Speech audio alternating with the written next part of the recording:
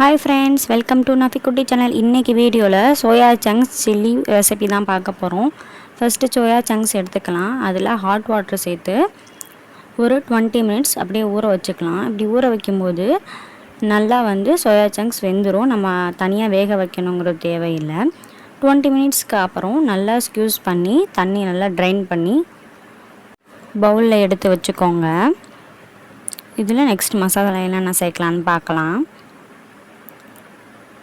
கடலை மாவு 2 spoon cornflour மாவு, 1/4 ஸ்பூன் மஞ்சத்தூள், 3/4 ஸ்பூன் மிளகாய்த்தூள், 2 ஸ்பூன் சிக்கன் 65 மசாலா, 1 ஸ்பூன் அளவுக்கு இஞ்சி பூண்டு பேஸ்ட்டு எல்லாத்தையும் அந்த பவுலில் சேர்த்துக்கலாம். நல்லா சேர்த்துட்டு தேவையான அளவு உப்பும் சேர்த்துட்டு நல்லா மிக்ஸ் பண்ணுங்கள். மிக்ஸ் பண்ணி ஃப்ரிட்ஜில் ஒரு 20 மினிட்ஸ்க்கு வச்சுருங்க. நல்லா மேரினேட் பண்ணி வச்சுருங்க.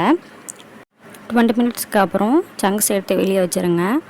கடையில் எண்ணெய் ஊற்றி சூடானதுக்கப்புறம் மசாலா கலந்து வச்ச சங்க்ஸை சேர்த்து நல்லா ஃப்ரை பண்ணி எடுத்துக்கோங்க. எம்மியான சோயா சங்க்ஸ் ரெடி. ரெசிபி பிடிச்சிருந்தா கண்டிப்பாக ட்ரை பண்ணி பாருங்கள்.